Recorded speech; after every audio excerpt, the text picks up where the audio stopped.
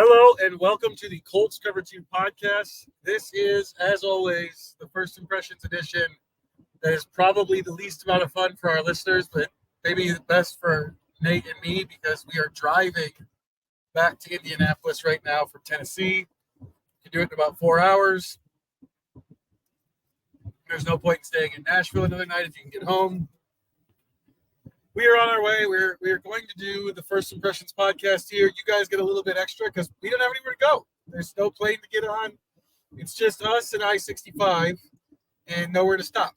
So let's get ready for a nice slap happy podcast. If you decided to watch this one on video, this will be the worst watch you ever see because you can barely see me. You just watch Joel drive as I sit here. You can barely see me. You got Nate a little bit in there. It's not the most visual podcast, but hey, here we go.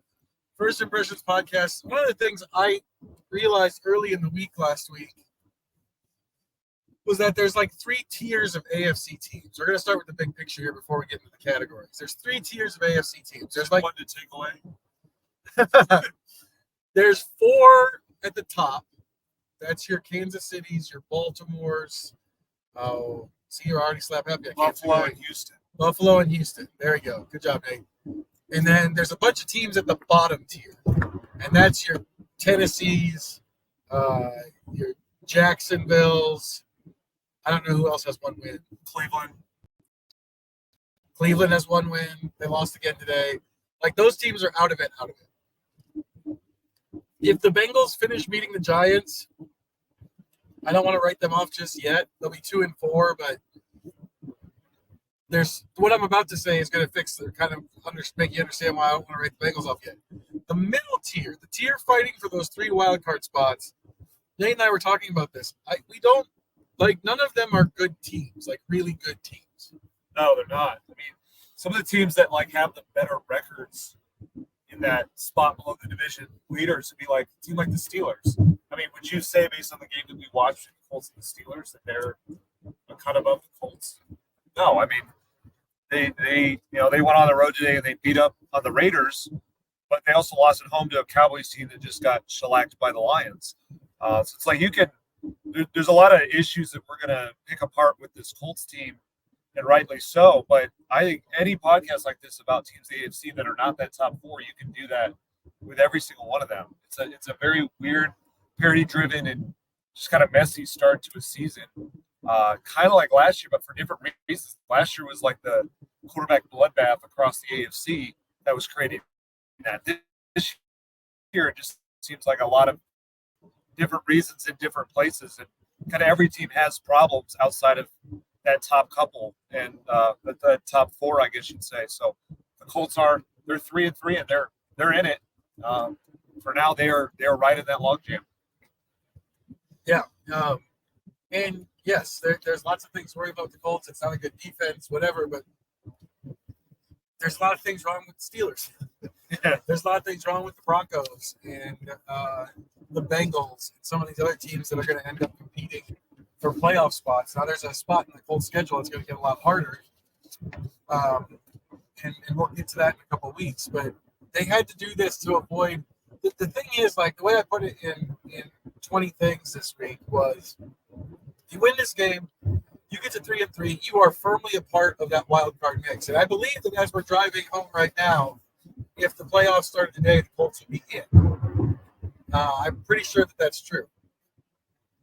Like, they still have a chance. Whereas, like, if they had lost and they're 2-4 and the Titans are 2-3, you're kind of slipping more into that bottom tier that doesn't really have a prayer the rest of the season, especially with a loss to the Titans, who are clearly very bad based on what we saw today. That's the thing. You got to start banking some wins too. So a game against the Titans, you've got to bank that. Even if you don't look great, you have to be able to bank that because of that middle stretch we're going to talk about, where it's a stretch of like 5 games when they've got to deal with the Bills, Texans, Vikings, and Lions in a stretch of 5. So you got to bank wins before you get to that stretch, and then late in the season, try and keep doing that. But it's just great. Yeah, it's win and take care of business. However it takes to win it, that's what keeps you in the AFC mix right now. we'll examine a little bit more of this stuff in a later podcast, but that was the stakes that were on hand for them to win this game. Get into the categories. There's a lot of stuff in the categories. I'm driving, which means I can't look at anything, so who knows if I might say some stats wrong and stuff today. But the Colts won today. The Colts win 20-17, and that means we start with hero of the game. Nate, who is your hero of today's game? I got to go with Michael Pittman Jr., the guy who made the play to put them ahead, the play when they needed a star to go out there and create something out of structure, out of scheme. He did that on that touchdown catch on third and 9 from Joe Flacco to put them up 20-17. In a game like this, where just offense was really, really rough for both teams for pretty much the entire game outside of the opening script for the Colts, that was a huge momentum changer, obviously huge play to get the lead, but just the backstory too, pun intended, of Michael Pittman Jr. playing through a back injury this week, where he came out of the last week's game, and I was talking to Pittman after the game. I knew something was kind of troubling with where he was at that point in time, and he got an MRI, and the lower back was in such a state to where they looked at it as they knew they felt like he needed time off. He needed actual game weeks off to be able to get that back to a point where it can stretch and be functional the way, for the type of role he plays, which is high volume, very physical, winning across the middle. There's not really a finesse style to Michael Pittman's game that's going to avoid this. So they looked at it as he's going to miss time. They didn't know if it'd be an injured reserve that much time or just one game to a couple games. And then, he decided to, I have a longer story about this, but it ended up calling his dad, who played in the NFL as a running back for several years. And they talked through it and pretty much decided like this is his moment to be that captain that he is for the first time in his career. A guy who became a captain without being like maybe the vocal spokesman in like team speeches, and who prides himself on being goofy and what he'd say is immature. Like he doesn't necessarily do the captain role the way that every other captain does, but one of his hallmarks was he wanted to be that guy who's always available, who plays through things. The thing about the way that DeForest Buckner brings that to the defense, he wanted to be that for the offense. So this was a critical moment for him this week to decide to do that through what sounds like very painful lower back issues. I say that as someone who has scoliosis, so I feel it every time he talks about it a little bit. But he was able to not only play in this game and be there and be that guy the defense has to respect and give attention to, but step up at the moment when like stars win games in the fourth quarter. So he had that touchdown catch to put him up.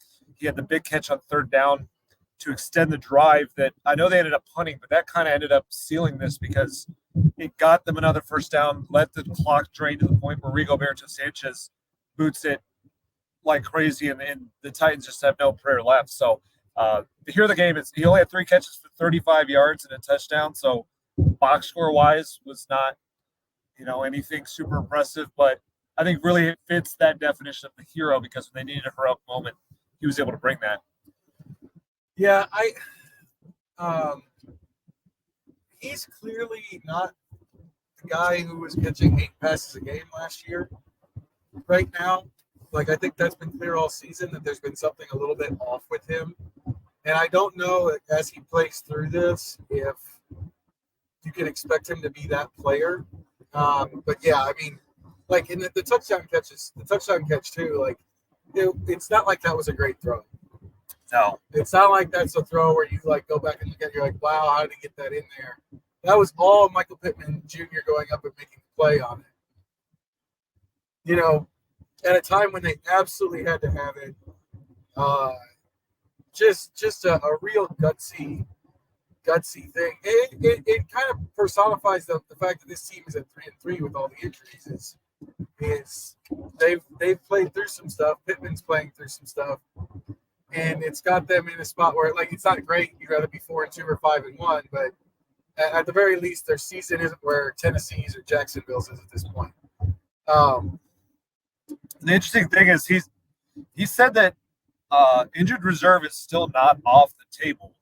This is going to be an ongoing conversation for them. This is how backs work. They don't, especially when you're playing through it, it's not just going to go away. It's something where like they may have to reassess and sit him down. But the idea is like they needed him for this game with no Jonathan Taylor, no Anthony Richardson, no DeForest Buckner. Like you're just running short of the type of players who go out and win you games. And so to me, it was just kind of remarkable that not only did he play in that game, but he actually delivered that one thing that he had to deliver through the back injury. Yeah, really, really, really big play. It kind of felt like they couldn't get back in the end zone for most of that game, and then Pittman made sure they did. And, you know, on a day when Joe Flacco honestly wasn't very good, they needed the receivers to make plays, that's my hero of the game is going to be Josh Downs. 7 catches for 66 yards, a carry for -1 yard, which is that one of those screens that just went backwards? I think so. I don't remember him getting a handoff. I don't. Yeah. And then 4 punt returns, which I think this is a really underrated part of today's game. 4 punt returns for 67 yards, including 3 of them that were at the 12, that he fielded at the 12 or further towards his goal line. And then on a day when neither offense is really doing a lot, people are eating up enormous amounts of clock. Josh Downs is also he's dealing with a toe injury, and with Pittman being compromised, Josh Downs is going to kind of have to take the volume role and be the guy until Pittman feels better. Yeah, that's absolutely true, and that's like, man, he's just put together such a great 3-game stretch. Now he came back from the high ankle sprain. That first game, he said he was really feeling things out, testing things, so he didn't have much production. But 3 straight games like this, he's been this guy that just slices up zone coverage. That's what teams are throwing at them so much. Too high shell, take away the explosive plays. That absolutely froze their offense against the Packers. They did not have that underneath answer. And now Josh Downs is that guy. And Michael Pittman was that guy against I think that was against the Steelers. But, like, yeah, now that he's hurt, we saw today is like the Michael Pittman that at least in the short-term interim, I think you're going to see, which is pretty low volume, try to create in the right moments. We don't have the snap counts yet, but I think Pittman played fewer snaps today. Yeah, he did seem to be rotating out quite a bit more. Like a lot of his game when he's out there too is blocking, and that's harder to do in the state that he's in. So Josh was great, and like it was one of those things. He's filled such an essential role too with the punt return deal because they lost trust in Anthony Gould right now as a rookie on his return decisions. Yeah, he's not aggressive enough. He's not taking them out. So for Josh Downs to be aggressive while he's also trying to maintain that high volume role in the passing game, while he's also coming back from an injury and, like you said, dealing with one with the toe injury this week, that's a lot for like a second-year player to work on and work through. So it's very deserving. The other thing about Downs is, like, he wasn't very clear about how much his toes hurting him. But there was one play that he had to leave the field for one play. He went to the sidelines and got down in a crouch, and then he got up and kind of tried to walk around and like shake it out and got back down in a crouch and then went back in. Like I don't know that it hurts him all the time, but there are times that he's feeling it. Yeah, no, he was.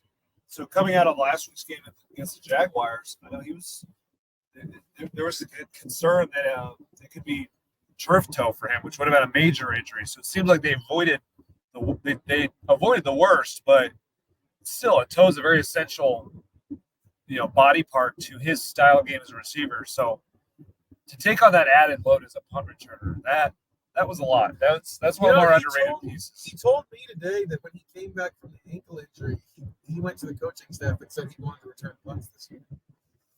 Oh, which I didn't know. That was interesting. I don't think they would have let him if Anthony Gould had been more aggressive. But I know Brian Mason felt like there were times that he had not been aggressive enough. And Downs is the opposite. Downs is trying to return everything if he gets a chance. Big game for him today. clear hero of the game. Police reported ahead. Yeah. Well, you got more on that? No, I was just gonna say it's like I think I remember saying this a couple games ago, back when it was like, how on earth do they get this offense going in a way that's not just the occasional explosive plays? We talk about like it's got to be Michael Pittman Jr. and Josh Downs, and that has been why they've won 3 of 4 games now, and those two have been our heroes, or in that discussion, maybe unsung hero in all those games. So, yeah, they're delivering to it. And I think with Josh, it just underscores he looks so he was having a true breakout camp. You say breakout for a guy that had a really nice rookie year, but it was a different level from him in training camp. And then he has this setback with the injury, and it's like now I think we're starting to see him scratching the surface of that while still not being fully fresh. And he probably won't be this year because that's just football. You're not going to be 100%, especially if you're going to play high volume. But I think you're starting to see where like there is more to this player than there still are like extra layers to this player than we even understood from last year when he was a 3rd-round pick. Surprised, size wasn't an issue or wasn't the thing holding him back. And I think there's an extra level he's getting to, and punt return is just it's one of those little extra layers to his game. Villain of the game. It was not a pretty game. This shouldn't be too hard this time. Villain of the game. I know who I'm going to go with. Nate knows who I'm going to go with. As always, we want to say, just real quick, if you haven't listened to the podcast before, when we say villain, we're going like modern superhero movie villain, where like they want to do something good, but they just can't, or they do it the wrong way. It's Trey Sermon for me. The Colts didn't go get a backup running back when they lost Zach Moss this offseason. We thought it was a mistake at the time. We said they should sign somebody in free agency or draft someone. I think I preferred drafting someone. I know it's a bad class, but identify your guy and go get him. Just knowing where Jonathan Taylor's health has been at times over the last 2 years. They didn't do that. They felt like what Trey Sermon did in the Steelers game last year and what Goodson did in the Steelers game last year meant they didn't need one. Watch out. Vehicle on shoulder. They needed one.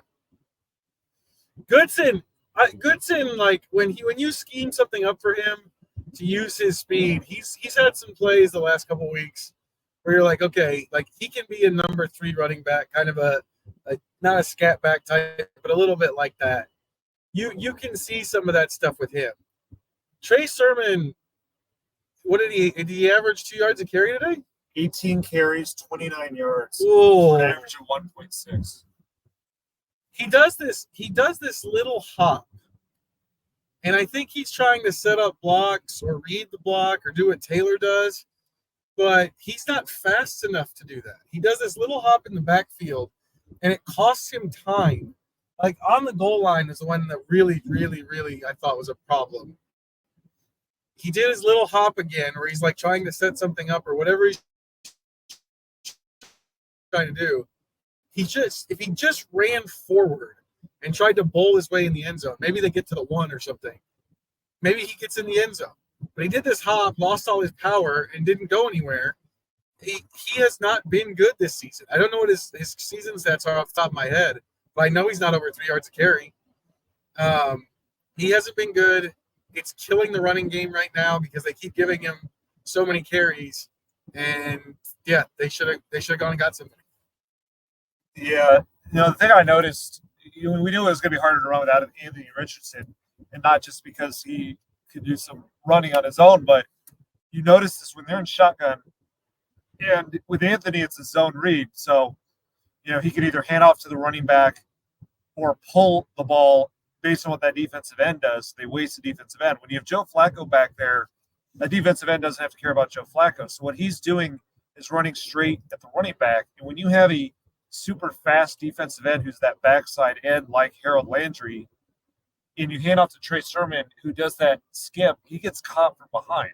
And if he's going to get caught from behind on an outside zone handoff, you can't run that play. It doesn't matter what the offensive line does if he is going to get caught from behind on that kind of play. And there's nothing that Joe Flacco is going to be able to do to influence that, in a different way. So that's where that has become a problem, is that they're stuck in a weird spot at that position where Tyler Goodson does have the speed to do that. So maybe they can find a way to work him as more of the outside zone runner, but he's just very limited in the number of runs he can do because his vision isn't there yet since he's sort of converting wide receiver or still making that transition and getting the feel for the game. So Trey Sermon is their offense just died in the mud, and that was a big part of it. I'm going to give, for my villain of the day, I'm going to go with the Colts pass rush. I'm going to steal this from the number of the day, so I'll have to come up with a different one. 2 categories in one. Yeah. All right, we'll do 2 in 1. So the number of the day is 9, which is the consecutive quarters the Colts have gone without a sack. Seems bad. 9 quarters. That's 2 games and a quarter. The last sack they had was on Justin Fields in the third quarter of the Steelers game. That's a problem. And obviously there are reasons for it, valid reasons in some ways. No DeForest Buckner. That obviously hurts. No Tyquan Lewis. That does not help. But today they did have Kwity Paye back, and I'm sure he's not 100%. I'd have to go kind of look at his snap counts and whatnot. I know he's kind of working back, but you did have Kwity Paye out there. You've got Leatu Latu. That's 2 first-round edge rushers, alongside a second-round player in Dio Adengbo. Now, Dio Adengbo did get pressure down the stretch that helped them survive this, but you still had a situation where you had 27 attempts for Will Levis, and they didn't get to him. They hit him a couple times. So they weren't able to sack him, and that's where they're really lucky that they pulled this out. That Downs and Pittman did what they did to get the scoring to a certain level to pull this out, because they didn't use the recipe you're supposed to use to beat the Titans, which is force Will Levis into mistakes. They got 1 turnover on him when Julian Blackman got the interception, but otherwise they just were not able to rattle him in the way that he's honestly been very easily rattled. The way that he's pretty much every Titans loss so far has been teams putting Will Levis in some kind of pressurized situation, and he makes a bad decision or gets loose with the ball. They just pass rush just wasn't getting there enough to do that. They did enough to keep them from scoring at the end. So some props to Dio for that, but pass rush is going to just have to do more. Even though they're without Buckner right now, they're going to be without Tyquan Lewis for a long time. But they put a lot of resources into that group to have numbers there. And on a day like today, when you have 2 first-round edge rushers against the line that's been struggling to pass protect as badly as the Titans, and with a quarterback that holds the ball like Will Levis, you just eventually have to get home. So to me, they were a key reason why the Colts were trailing for much of this game. And if Pittman doesn't make those plays, I think we would have been talking about them even more. Levis had been sacked 15 times in the first 3.5 games. Ooh. That's crazy. And they just never really got them. The Titans' whole game plan, this kind of felt like the Packers game. You brought this up during the game. It kind of felt like the Packers game in a way, because the Titans were doing everything they could to keep the ball out of Will Levis's hands, essentially. They ran it. A good majority of their passes were screens and bubbles and stuff that football coaches will tell you it's an extension of the running game, even if it's a pass.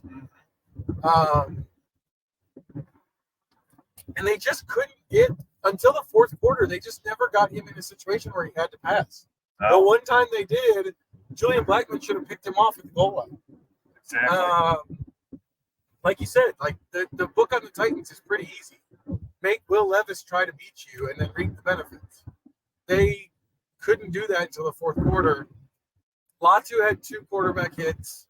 Odengbo had 2 quarterback hits. They didn't have much else outside of that. So that makes sense. Your number of the day? My number of the day off the top of my head is, I don't think I've ever seen this in an NFL game before. The Titans had 2 drives where they snapped the ball 15 times and weren't across the 25-yard line. Now, on one of those, I'm cheating a little bit, because on one of those, they got down beyond the 25, and then penalties kicked them back out.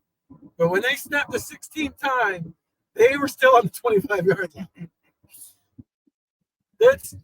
This game, for long, long stretches, was like I don't know, like watching something from the 40s where like you can tie and you have to decide the winner based on penetrations in the other person's half. Like it was just an awful slog. The Colts run defense wasn't like good. They gave up 146 yards, but they also never gave up like an explosive play. And so you just got these like it felt like unending drives for the Titans. In the third quarter, each team got the ball once. It's a bonus number. Wow, that's incredible. It was one of those games where like it was a bad game for basically all of it, but like not bad in the way that we often will see, which is like a lot of turnovers, penalties, like truly like bad mistakes, like glaring individual mistakes. It just was like nothing happened on like a million plays. Just a slog. A true slog on both sides, really. So the Titans had that going on. The Colts had so many times where they would run the ball, like we laid out with Trey Sermon, and get nothing. Or how many screens did they run that did nothing in this game? Oh, that's an interesting something. The Colts tried a bunch of screens. I'm having trouble remembering one that worked. I think there was one or two that worked, but they ran a bunch of screens that didn't work.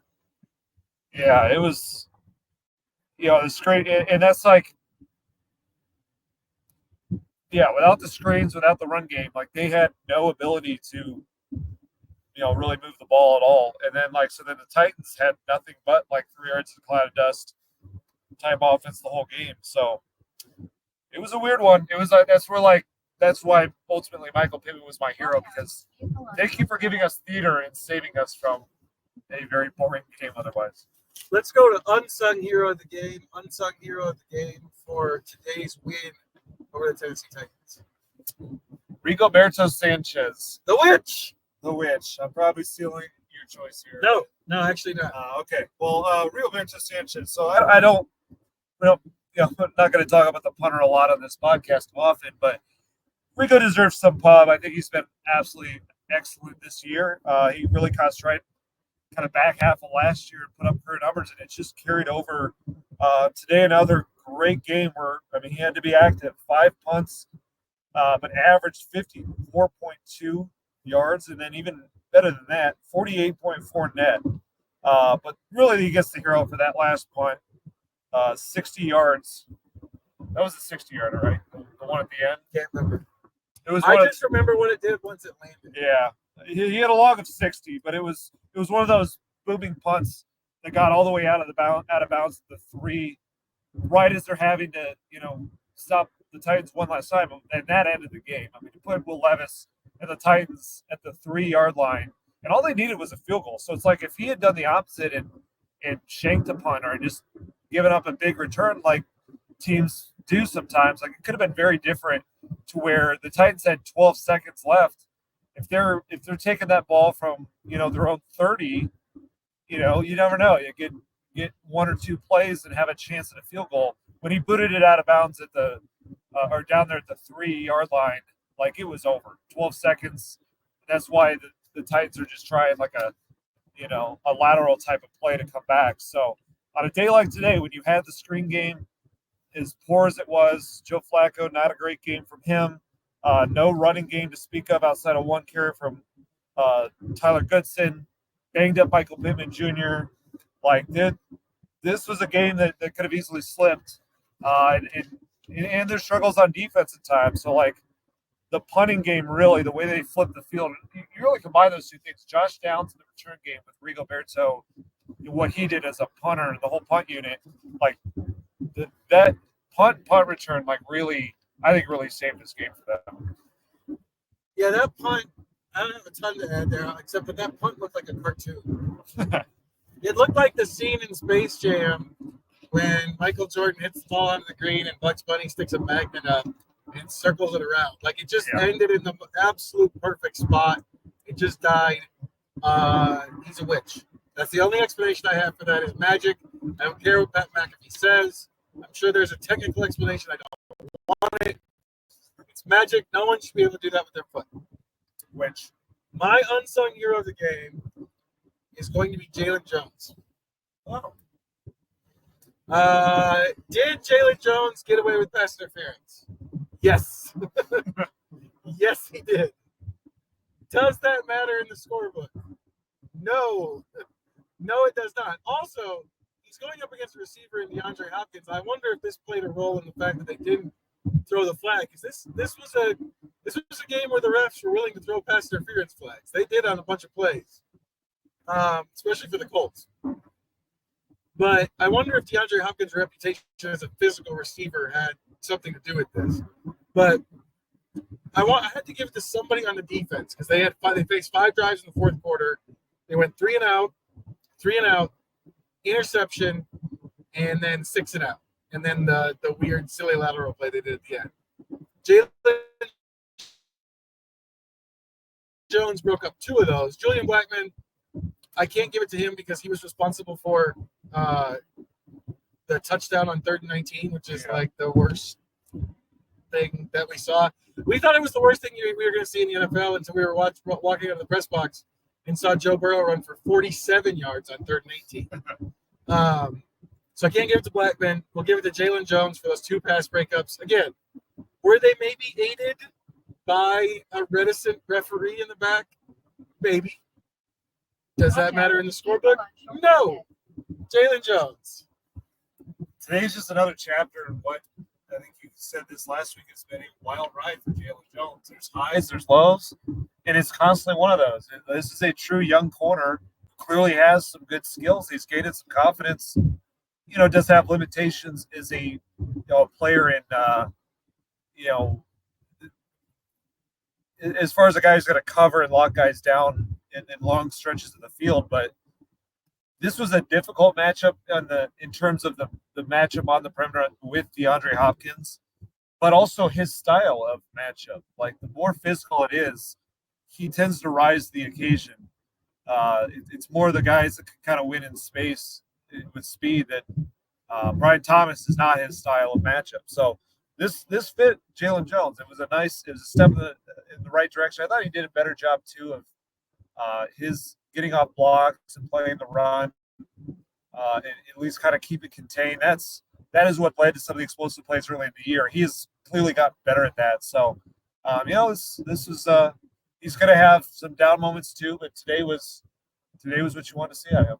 If this was the Stephon Gilmore year, and you had Stephon Gilmore and Kenny Moore, or a Stephon Gilmore type corner, number 1 corner, and he was your 3rd corner, I think you'd feel decent about it. Yeah. You'd be able to live with some of the issues he's had because it wouldn't happen as much. The fact that they're making him be the number 1 corner sort of highlights that stuff more. But he's kind of having a second-year corner season. It's just magnified because of the position he's in. Yeah. Unsung villain of the game. My unsung villain of the game is going to be Zaire Franklin. 146 rushing yards for the Titans. Neither of their running backs came in averaging more than 4 yards per carry on the season. Tony Pollard had 17 carries for 93 yards. There's just been too many plays where Zaire's out of position or getting blocked, pushed way back from the line of scrimmage. There's a lot of plays too where I feel like as the play sets up, I'm like, okay, they've strung it out well. There's now someone's got to come make the hit. That's usually the middle linebacker, and it's not happening. They got to quit giving up so many rushing yards. And I think I do think Franklin is not playing the way we've seen him play in the past. One thing I'll add to that too is they were using him as the blitzer on some plays, and he never got there. Watch out. It's a good point.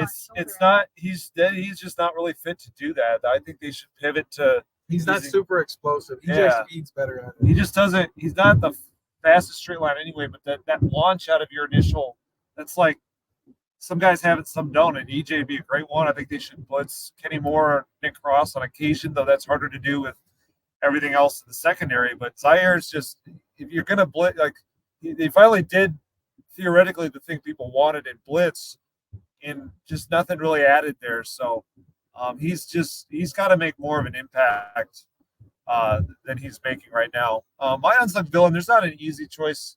I think Zaire's a good choice for unsung villain. Beyond him, and outside the ones that we've laid out, there's not like a clear cut. So I don't mean this is like this was like the huge problem in the game, but I'm gonna give it to Joe Flacco.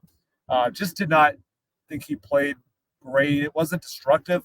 They were able to play around it, but like you look at it, he was 22 of 38 for 189 yards, like 2 touchdowns, 1 pick. Longest throw is 22 yards on 38 attempts. That does not sound like the Joe Flacco that I know. Some of that, of course, we know some of the limitations. Didn't have Jonathan Taylor or any running game to help him out.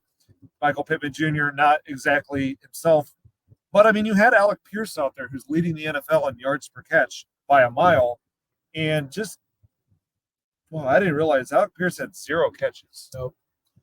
4 targets. He drew a pass interference penalty. Flacco missed him badly on a play that would have been the game. The play before that, he was one-on-one with somebody, and Flacco threw it to the kicker's net on the Titans sideline. I'm not exaggerating. That's what the ball went. Yeah, you gotta get the ball at least into Alec Pierce's hands. You got to give him a chance, and he just didn't do that today. And on top of that, I mean, the interception was really, really bad. And I asked Joe about that, and to his credit, he really owned it, about as much as you could possibly own a mistake.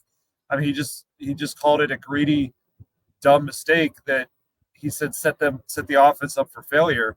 So, I mean, props him for owning it, but that was a play that, like, you just don't see veterans just get that greedy and make that much of an overthrow to where, like, Michael Pittman Jr. didn't even seem to know the ball was going to come. And just that was a tough moment, too, because it was like it looked like they were getting ready to roll this bad Titans team where they had that wonderful first drive and went down, and then right away he gives them life, and the Titans punch it in for a touchdown. And then we're in this slog of the game where nothing's happening. So not a Joe Flacco's a backup, and it wasn't like the worst backup game, but it is a reminder of why he's a backup. Like he played well against the Jaguars, and I still think he's I'm glad I'm impressed they signed him and took that position as seriously as they needed to, which is playing out as important.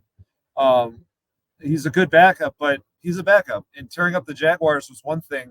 They're ranked dead last in the NFL in pass defense. Well, the Titans are number 1, and we kind of got to see that regression from him today, falling back as far as he did. Yeah, even on the first drive, even as good as the first drive looked, he missed 3 throws on that drive. He had Kylan Granson was open for a long time. I felt like Flacco threw it late. There was the play that I thought he was throwing it away, and Alec Pierce almost caught it. And then he just missed Ashton Dulin. That was another deep ball that he missed. Ashton Dulin was open, and Ashton Dulin's fast. Yeah. He overthrew both Dulin and Pierce today.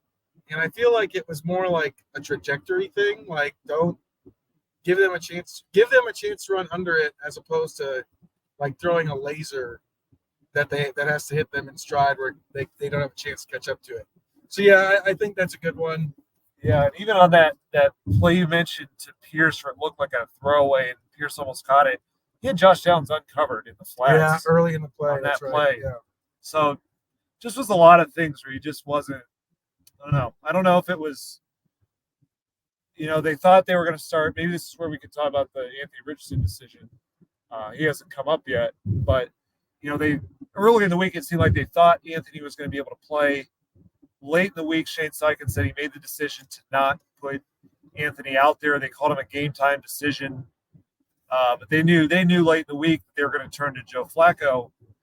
So I don't know if that affected things. He's talked about how he's had that role many times though, but just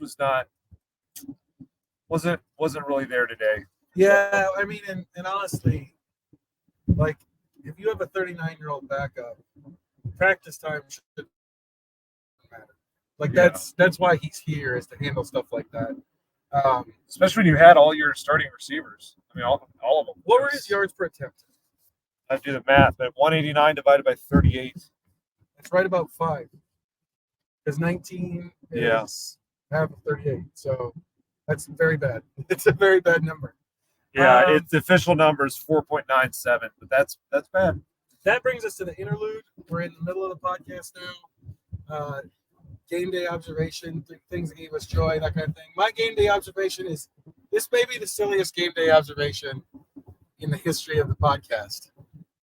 Why is the Titans mascot a raccoon? I know the answer to this. I know the actual answer to this, but it's a stupid reason. It's because it's the state animal of Tennessee, which, my goodness, Tennessee picked a raccoon. They could at least pick a black bear or something. Something like that doesn't just rummage through garbage. I don't. They're the Titans. Like the Titans are gods. They're the gods, the Greek gods before Zeus. Like, why don't you have a mascot who's a god? Like, I looked some of them up in the pregame and drove some of our colleagues nuts. But like Hyperion is the god of sunlight. That'd be a great mascot. Kronos, god of time, great mascot. There was one goddess, I can't remember her name off the top of my head, but she was like goddess of all the river gods. There's rivers in Nashville. Yeah. Or Zeus. Or well, Zeus isn't a Titan. Wow. Zeus is the next. Zeus kills the Titans. That's true. But, or alternately, you don't have to pick one. What if you had like all of these mascots out there? Random god mascots everywhere. Also, while I'm on this, if you're going to have a raccoon mascot, I see zero reason that you can't have a live raccoon.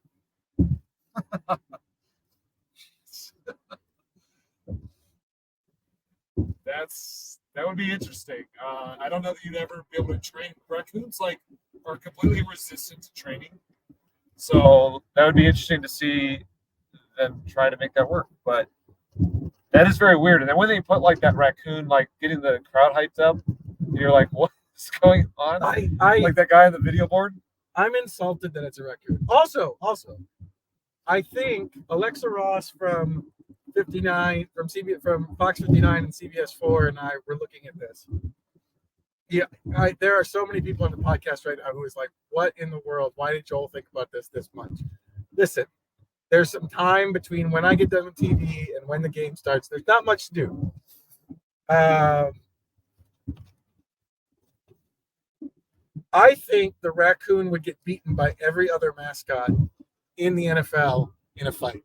Oh, that's an interesting debate. Alexa said that she would take the hog for Washington, but I think the hog wins. Yes. I think the hog would eat the raccoon. The hog would win. It's got the size advantage. Most of the mascots are pretty like fierce. She brought up They should be. She brought up Pat Patriot, but he has a musket. He like wears a raccoon on his head. He literally just hunts raccoons. Yeah, I'd have to think. Through all the mascots, if like Blue would just whoop one. A colt would kick a raccoon into oblivion. Yeah, and then you're talking about like, yeah, it's hard to even find anything. Somebody brought up Jackson DeVille. He's a jaguar. Yeah. He's a weird-looking jaguar, but he's a jaguar. That's true. Yeah, I can't even think of anything that would be in the running for that. So not only does it not make sense because of what their nickname is, it's also weak and pathetic. That's a lot of strikes. Yeah. I'm not going to match that game day observation. That was way too creative for where I was at. I did not put as much into that. Wait. One more thing. Raccoons are not brown. True. He's brown. I don't know why he's brown. Why is he brown? There's no reason. The Titans aren't brown. The gray that a raccoon actually is more like, would go more with the Titans colors than brown. Why is he brown? Even his name is dumb. T-Rack is a stupid name. I don't think Joel's going to be getting a pet raccoon anytime soon. We have some in our yard, actually. Oh. Yeah. Ah, see? They come around when the dog's not This there. is bitterness. I'm going to go with something that was way more obvious and just not creative. Just interesting to me that when you drive in and they've got these two huge posters of players on the side of the building. It's Eddie George and Steve McNair. I think they could probably update those. Love those guys as players. I didn't grow up with either of these teams, but great players when in my childhood. But why can't Derrick Henry be up there? I know they haven't had a quarterback. For the Ravens now. Yeah, maybe that's why. But the Colts side of the building has all current Colts players. Yep. So you could do that. You could put Jeffrey Simmons up there, or the Titans. Now that you think about it, they don't really have big time players, except some of the guys they just went out and signed, like L'Jarius Sneed, and then he did not have that day to day. But yeah, just get some more recent players on there. Get some players that people have grown up with, that kids here have watched. You could put pictures of the gods up there, except that you made your mascot a flipping raccoon. Or they could put the raccoon up there just to tie this all together. That's like I said, probably my weirdest game day observation ever. I will not back down on this. A raccoon is a stupid mascot if you're the name is the Titans. If you're the Rocket City Trash Pandas, great. You can be a raccoon. If you're the team that's a raccoon, fine. Have your mascot be a raccoon. Not the Titans. The worst part is they do imagery on the board with wars and stuff from way back when. They know what they are. I don't see any raccoons in those wars. Ridiculous. 3 football things that gave me joy and 3 football things that left Nate terribly vexed. I'm going to be honest. Nate had a lot more material than I did today. But number 1, football things that gives me joy. A punt returner for the Titans forgot to signal fair catch or decided he was going to be fine, and he was not fine. Ashton Newland felled him immediately for a 2-yard loss. I love it. I love it when a punt returner forgets or makes a poor decision and gets blasted by the gunner. That's a gunner's dream. A gunner's dream is I just run down and murder you, and you didn't even try to run. No fake outs. Yeah, that's pretty good. Football thing that left me terribly vexed was at one point Brian Callahan challenged a spot ruling with one of the sassiest throws I've ever seen of a challenge flag. Almost like he out of pure disdain had to throw this thing out that he doesn't even want to touch because he shouldn't have to challenge it, and lost the challenge. So if you're gonna be petty, you should have you should come out on the winning end of that. So that was a bit of a vexing moment to see that kind of flex and no payoff. Number 2 football thing that gave me joy: Josh Downs deking out a Titans gunner on a punt that landed in front of him and was bouncing. Downs it felt to me like when an outfielder in baseball is kind of lazily going after a fly ball to make them think that they get a homer. He's just kind of trotting over towards the ball. The guy is running down, but he's getting ready to go make sure it doesn't get in the end zone. So he starts to speed up. Right as he does that, Downs picks it up and ran for 15 yards. Just an incredible deke. Really natural, instinctive play. You have to trust your hands to do it, but love watching it. Great. Real fun. Football thing that left me terribly vexed was just getting quickly introduced to the state of the Tennessee Titans in 2024 when they get their first possession trying to answer the Colts' explosive opening script, and they go 3 and out, and the loudest the stadium was the entire day was that moment when they're just getting booed off the field on their very first possession. They've run 3 plays, and the fans are just we're tired of this. We don't want this at all. And having watched the game, you kind of understand. We didn't see the disaster as much from that. The Colts just didn't come through with the sacks and the turnovers. But, man, it's a tough watch there when a little bonus number of the day, Calvin Ridley, 8 targets, 0 catches. Yeah, that's a big one. So that they have some players people know. Most of the guys have gone on the outside, but their offense, especially with Will Levis there and it's the offensive line where it's at, we got introduced quickly to what Titans fans are dealing with right now. Number 3 football thing that gave me joy. I had one in my head. No, this is what happened when you do the first impressions podcast while driving. Well, I can get my last vexing if you want to think do about that, it. and I'll work on it. Third and final football thing that left me terribly vexed. I like to throw at least one play call in here if I can, because it kind of started with the speed option, that wonderful speed option. So, would it go with when you have a 3rd and 10 play and you take out all your best receivers? I don't really like that. Shane Steichen did that at one point where Alec Pierce came off the field. Michael Pittman Jr. came off the field. Those are your best 3rd and 10 type, go up and get it type players. And they ran a screen past A.D. Mitchell that got slammed in the backfield immediately, and then they punted. So that was a terrible thing. Yeah. That was a really – and I thought Shane had some other really good moments today, so that's why he didn't really fit these other categories. Like it was an okay day for him overall. Some good, some bad, but that was definitely the bad.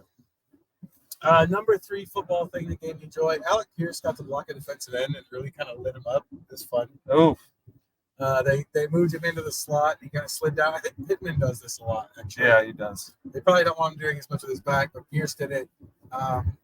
Just kind of fun. I think if you're an opposing team and you're watching film, you're thinking of Pierce as just a go deep guy and not realizing he's probably the biggest receiver weight wise, body type wise. Yeah. Like he's bulked up. Anyway, fun to watch a receiver do the dirty work. It's funny, last week he got matched up on Eric Armstead at one point, the Jaguars. So that is he's getting thrown to the fire a little bit, but I do think he's going to take on more of that Pittman role, like that kind of move blocker on the defensive ends, because they're trying to stretch Pittman out as much as they can right now and spare him, and that seems like one of the gritty work areas to kind of get out of his role. And Alex seems to really buy into it, so why not? That's the interlude portion. Now we move into the portion of the podcast where we get a little bit more serious before we break. Colts win today. We're going to go to too much credit, too little credit. Start with this. Nate, who's getting too much credit for today's win? Too much credit. I don't know, because I feel like Joe Flacco could have been an answer here, but I already used him. But I don't know that he's getting that much credit. I just don't know if people realize that he really, really, really struggled today. I think I may just go with the Colts defense. I know I've done this before, but they have taken care of business when they've needed to close games out against some pretty compromised offenses.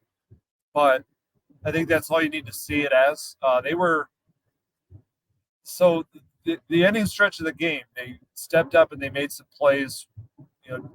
Maybe, Jalen Jones got away with pass interference, though, so we don't know how those would have gone if it had been called a little bit differently. But they got in Will Levis's face. They got the one pick. They did what they had to do to get out of this thing alive, but they were, they were the reason they were down really for most of the game, because again, another opponent that just is able to run on them more than they should. The Titans today had 28 carries for 146 yards. It's the most rushing yards for the Titans on the season, and it was 5.2 a carry. And again, like the week before, yes, a lot of it is tied to like one run, but it was at the time just a crushing run, 3rd and 19, and Tony Pollard rips off a 23-yard touchdown run to go up 17-10, and that felt critical at that moment. Again, our hero of the day, both heroes of the day, helped erase this, but it was another game where if not for those guys on offense making the plays to get a lead and force Will Levis to do something, Will Levis was never going to have to do anything based on just the pass rush not making his life tough, the coverage not being as challenging as maybe it could be, and then the run defense not really stepping up. So credit to the defense for making some plays when they had the chance to close out a win in the back half of the fourth quarter. But I think you look at the game from start to finish, still was not a good game for the defense at all. Too much credit for me is going to be Joe Flacco. I think a lot of people that saw that game for what it was, but nationally, I would bet, nationally, when you watch these highlight shows, like SportsCenter is on right now, as we're on the north side of Louisville now, driving home. Like they're going to show 2 touchdown passes from Flacco. People are going to be like, Joe Flacco at it again. Also, I think the other thing is like this plays into like how he's played so far, and there's been points in all 3 games where the offense has stagnated significantly with him at the helm. Like, not all completions are great completions. You can complete passes. He was pretty inaccurate today, but you can complete passes without getting yards. And it happened against Pittsburgh. It happened against Jacksonville. Like, there are significant limitations there. I think one of the other limitations that people aren't talking enough about is like the red zone today. That series where they ran up the middle 3 times and didn't get anything. Shane Steichen deservedly took the blame for that. But if Anthony Richardson is the quarterback in that situation, you've got way more options in the run game down there on the goal line. We've seen in the past, Richardson is very good down there. They can do a lot of different stuff with him. That's another piece of the game that's been missing with Richardson being out. And it plays into why Trey Sermon has struggled so much. I just think that as Flacco has done his job, I think he's been better than Gardner Minshew. He'll take the shots down the field. It's just not as good as I think people nationally are thinking it has been. And honestly, the way his quarterback rating probably looks right now with 7 touchdowns and 1 pick, it's probably very nice. He hasn't, I don't think, quite played up to that. Yeah, I think, the only real credit you should give him was he stepped in as a backup when they needed a backup, and he didn't self-destruct beyond 1 play where he did self-destruct on the pick. But for the most part, did avoid disastrous sacks or and all of that. But there was not a lot that, just very, very little that he actually produced that felt like he was the guy out there doing it. It felt, it was more like they got a great matchup for a touchdown to Josh Downs, who was wide open against the linebacker. Michael Pittman goes up over L'Jarius Sneed on a jump ball. They played around their backup quarterback, but I think you're right though. I think there's also people who are looking for some confirmation bias right now, who are saying, play Joe Flacco, he gives them the best chance, and that's where you become results oriented and say, well, look, they won and he played. Well, if you're going to compare that to when Anthony Richardson went on the road against the Packers, a little difference in opponent there. I know it was the Blake Wells Packers, but still Lambeau Field, and even that version of the Packers, who, by the way, whooped on this Titans squad with Malik Willis. It's just not apples to apples in that way. So he's still definitely the backup, and I know this is where it was like it is confusing for people as to why Anthony Richardson didn't play today, but he was the emergency quarterback. It's Shane Steichen doesn't really explain these out enough to be able to say it in as clear of terms as we would like. But my read on the situation, and correct me if you saw something different with this, but it just felt like he's erred on the side of caution with a young player who, he needs his rushing and his ability to throw deep to be the best version of him, which is still a raw developing player. And when he wasn't that late in the week, they decided to go the backup, who's a good enough backup to make them feel like they still have a chance to win. But this was not this was not like a soft benching or an excuse to play Flacco because they want him out there. Number one, they want Anthony to get all the reps and develop in that way when he can. But number two, it's just about the moment going on the road against the Titans. Could they get by with Flacco? And that was the very definition of today. They got by with Flacco. There was nothing more to it than that. And it's good to have out there. It's been a great resource for Anthony, and he could step in and not be overwhelmed as a backup. But I think that's about as far as that should go. Too little credit. Who is getting too little credit for today's win? I'm going to go with a player named Samuel Womack. Nice. So Samuel Womack does not come up on this podcast yet because he fits this category so well. Not getting enough credit because he just really, really did his job, and that's pretty much what you can say about him since he stepped in to a spot that felt disastrous when he needed to step in for Juju Brents, who could be out for the full season. They lose their number one outside corner, and we've been on and on and on, going on and on and on about the lack of depth that we, at the moment when they acquired him on waivers, their other outside corner option was Dallas Flowers. So we knew it was an absolutely disastrous situation they were in. And it turns out that that was a very sneaky move by Chris Ballard on a guy that I'll admit I was pulling I got to pull a Shaq on now that I got to apologize to Samuel Womack because I was unfamiliar with his game. I have to own it because I said at the time that they didn't have enough outside corners, and I didn't include him in that conversation.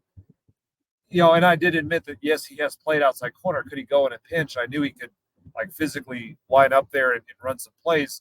But you looked at, he was a new player to this team, and you just looked at his background and his profile, and he hadn't played that much defense in the NFL, and he was built stylistically, size-wise, to be a nickel in this style of defense. But they run a very similar scheme in San Francisco, and I know a couple of people who cover the Niners, so I reached out after that. They said, yeah, he's played on the outside, and it's better than you would guess for a player that size. And so, as we've gotten to watch him here, he's just really, really been a solid, number 2 type corner. He's not out there making, a bunch of star plays, but he's doing the job. He's limiting it. That's where that number for Calvin Ridley, 8 targets and 0 catches. I thought Womack just really held his own there, made it hard for him. I mean, of course, it was Will Levis, so it wasn't like, the best ball placement. But there's one play where Ridley seemed to have an easy first down catch. Womack swats the ball out of his hands as he's just kind of trying to corral it. Had a great tackle on the sideline. That was right before that forced that 3rd and 19. Then, of course, it was disaster after that. But he's brought a sort of physicality and just smart play, just really, really headsy play to the outside corner spot at a position that felt like an absolutely emergency situation. And they're still going through a lot there. There's nothing behind him. They had to release Dallas Flowers, and Jalen Jones is going to have good moments and then some not good moments. So they're not out of the woods with this secondary by any means. But they've saved it from being a disaster because they found a guy who can be a week in and week out number 2 cornerback that you can at least you feel good when he's out there. And I did not know that we'd be saying that about the guy they claimed off waivers, who had the profile at the time looking like he'd just be a nickel player. So I think Samuel Womack deserves some flowers.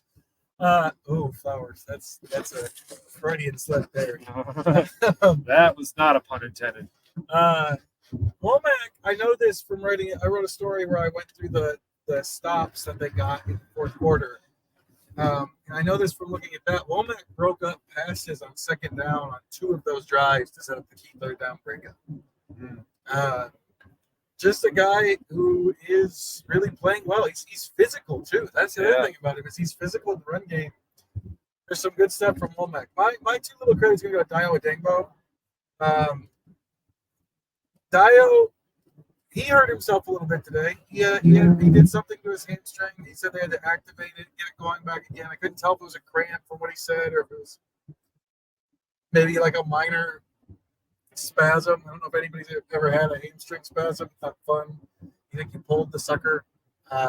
Maybe he's got a minor pull, but he was able to come back. And I just think that, as bad as the pass rush has been, he's put on pretty consistent pressure. And he also probably deserves some credit for Julian Blackman's pick on the deep ball because they ran a little game. Taven Bryan took on the guard and the tackle. This is probably Taven Bryan's best use, by the way, cannon fodder. And Dio had this little hesitation step that kept them from realizing what he was doing and then came barreling down the gullet at Levis. I don't know if it affected Levis's throw. It's Will Levis. It's hard to know. But he got a really good lick on him on a day when the pass rush was very good. The defensive line just needs someone to be the guy who can stay on the field. And he said he knew that when he was walking off the field after he felt like he pulled his hamstring. He was thinking about, we need somebody out here. It's got to be me. He got it activated, got back out there. I think he deserves a lot of credit for that. So yeah, I would say too little credit to Dio Dengbo just for what he's doing. He's playing a ton of snaps right now. And maybe the numbers aren't there right now. They're not getting sacks. But he's doing as much as he can when really him and Lotz are the only two guys that opposing offensive lines have to be worried about. That brings us to the last categories. One to throw away and one to go on. We always start this with one to throw away because, well, we don't want you thinking about it as you get done with this podcast. One to throw away. Something that people are talking about right now that's not going to be a thing the rest of the season.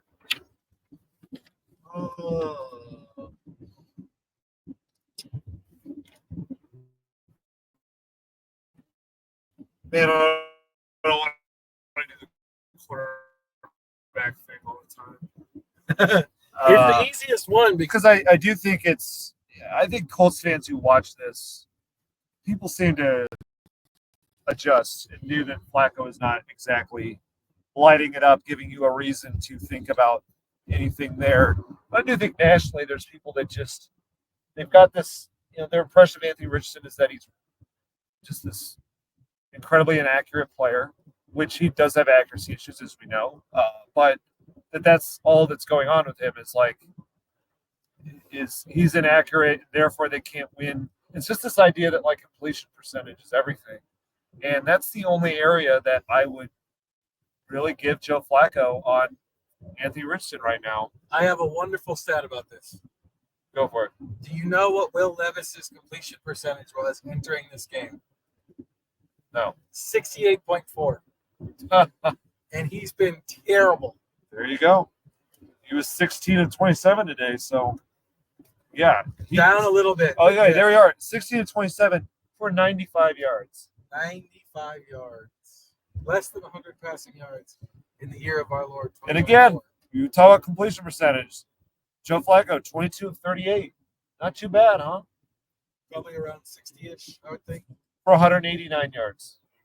And just not good. So that's the one area I will give Joe that he is ahead of Anthony Richardson on is he's a more consistently accurate passer, finds more of these guys who are open, throws a ball that they can get to.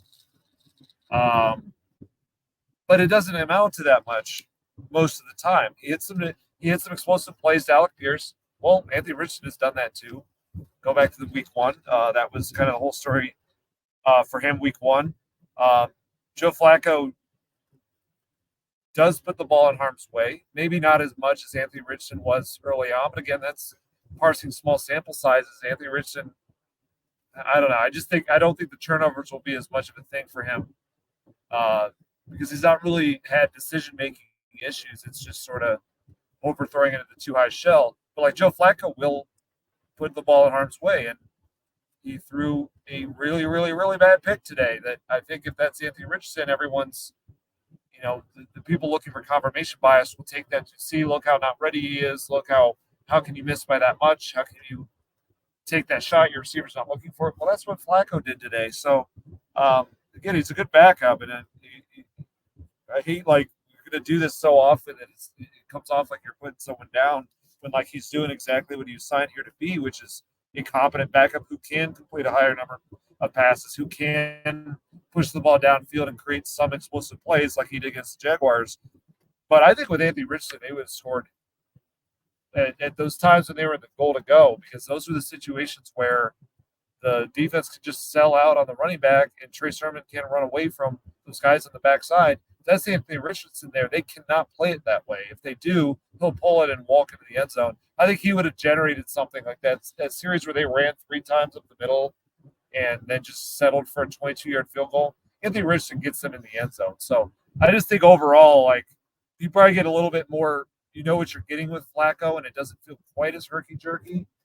But the overall output in the end is I think Anthony Richardson gives them just as much of a chance to win. And then that even alone is totally aside from the fact of what is actually the point of this year, which is developing Anthony Richardson, finding out if he can be your franchise quarterback.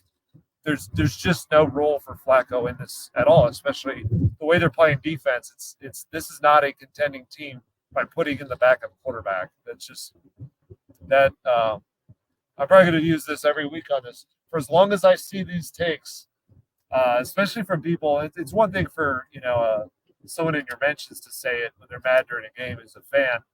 I see it enough from people, national accounts, that national national journalists and other people, quarterback persona types who want to say that. So every time that I see one of those takes from someone who's recognizable, it gives us a chance to make it one of these categories. One to throw away for me. The Colts defense had a good fourth quarter. It is not fixed. It will still be an issue. It still has many, many, many flaws. Yep, you don't I don't always think I need get that in to that one. don't always get to face Will Levis. Yeah, Will Levis is bad. Yes, That might be my one to go on. Will Levis is not good. That's like a bonus one to go on since this is a Colts podcast and not a Titans podcast. But man, it's one thing. It's one thing to have a young quarterback and try to give him easy throws. It's another thing entirely to have a young quarterback and be terrified that he might have to make a throw, which is where the Titans are. Oh yeah. My one to go on. This is the last part. This is the thing that we're talking about now. That's going to be a thing the rest of the season. The one to go on for me is going to have to be. I just don't think. I've been thinking about this all week, but I think other people have said. I know our good friend of the pod, Kevin Kosenko, has said this. There's opportunity in this AFC. Like a lot of those teams, you're looking at scores. We're talking about it during the game. Like there's some teams that just aren't very good that are in playoff position or right on the cusp of playoff position. And so, yeah, the Colts don't look great, but there's a lot of teams that don't look great. And 7 teams make the playoffs. And I don't know if the Colts are going to make the playoffs. We kind of talked through it. There's this stretch in the schedule coming up that's really tough, and you feel like they got to steal one in there and then maybe win another one. But I just don't think the AFC is going to run away from anybody except for the teams that have one win right now. Yeah, my one to go on is like a similar playoff that, but in reverse. I don't think there's room in the AFC South. I think the AFC South race is over, and there's one team that is just a totally different class than the others, and that's the Texans, who are in that group of 4 we mentioned that's sort of the top of the AFC. And the thing about the Texans is I wouldn't put them up there with the Ravens and Chiefs. I think they've got some offensive line issues coming back to bite them. Nico Collins is hurt. They don't have their offense is moments, but it's not this just dominant force at the moment. But as an overall team, they are on a different level. Their defense is just a lot better than all these. Maybe the Titans having somewhat of an argument, but their defense with D'Amico Ryans and what he's been able to kind of build off last year into this year, and then the high-level quarterback play of C.J. Stroud, and then the weapons they have on the outside. That combination for a franchise that was aggressive, but aggressive building on a playoff win type season last year. It's really like today reminded us how uncompetitive the rest of this division is going to be. Titans are bad. Titans are bad. Titans are bad. And the Jaguars are very bad. Did Joe Flacco get sacked at all today? Good question. He did not. Titans are bad. Well, nearly 40-year-old Joe Flacco did not get sacked, and that's with at times there are 2 backup offensive linemen in. So yeah, for basically the back half of it, we probably need to talk more about Dalton Tucker and Taylor Ford League at some point. But yeah, the Titans are bad. Shout out to Dalton Tucker for his first career start and for getting it done. But the Jaguars are just in absolute disaster mode right now. They got their win the way that they do sometimes with when they need to get a win at home against the Colts in the curse game. But they went right back to being the disaster that they were before that when they went over to London and just got absolutely shredded by the Bears. I mean, at one point that game ended up 35-16, but it was 35-10. And When you got Jaguars players coming out after the game saying they saw people quitting, and you have Doug Peterson talking about how they have a cultural problem they have to solve. So today was the game we saw was a battle of two, AFC South teams going through it. They're trying to survive and just be in that big glob in the AFC, but they've got a lot of problems. The Jaguars have too many problems to fix. They're one of those teams that are out of it. And the Texans are one of those in that rare cut above. So there's only 4 teams in that top tier. One of those is in the AFC South. So it's not. I'm not here to declare the Texans forever the champs, but they ran it back from last year, and I think they're a clear head and shoulders above the other teams in the division right now.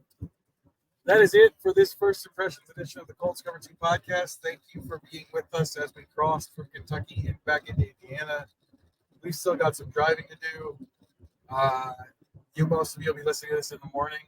We'll be back midweek to talk about the Miami Dolphins, another team that's trying to survive without its quarterback.